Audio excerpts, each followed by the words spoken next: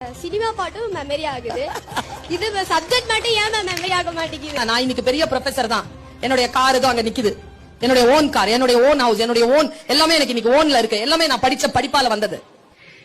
ஆனா ஒரு சினிமா பாட்டு மனப்பாடம் பண்ணி ஒன்னும் சம்பாதிச்சது இல்ல. நான் எந்த பாட்டை மனப்பாடம் பண்றனோ அந்த படம் எடுத்தவன் தான் அதை சம்பாதிப்பான். அவன் சம்பாதிக்கணுமா நான் சம்பாதிக்கணுமா நான் தான் முடிவு பண்றேன். என்னுடைய மாச சம்பளம் யூஜிசி ஸ்கேல் 1,65,000 ரூபாய் மட்டும் கையில வரும் மாசத்துக்கு. 2 ஹவர் தான் class. 12 CL, 15 ML, 20 EL, private affairs, அப்புறமா செமஸ்டர் ஹாலிடேஸ் எல்லாம் பார்த்தோம்னா ரொம்ப குறைஞ்ச நாள் தான் வேலை. எது சினிமா பாட்டு மனப்பாடம் பண்ணி கிடைச்ச வேலை இல்ல, பாட மனப்பாடம் பண்ணி கிடைச்ச வேலை.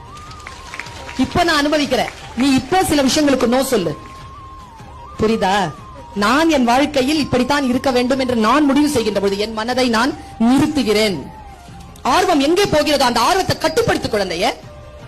நான் ரிலாக்ஸ் ஆகி ஒரு சில விஷயங்கள்ல என்ன அப்படியே தண்ணி மாதிரி இதை இந்த பாட்டில இப்படி கீழே கொட்டிட்டேன்னு வச்சுக்கோங்க, ஃபுல் பாட்டில் அது பாட்டுக்கு ஓடிரும். அப்படி நிறுத்தணும் பாட்டில, மனசு அப்படி நிறுத்தணும். படிக்கும்போது அப்படி நிறுத்தணும். நான் ஒண்ணு சொல்றேன், இந்த உலகத்திலேயே ஒரே ஒருத்தர் தான் நம்மளை காப்பாற்ற முடியும், அது நாம மட்டும்தான். நான் சொல்றதெல்லாம் கூட கரைஞ்சு போயிடும். உன்னை நீ தான் காப்பா.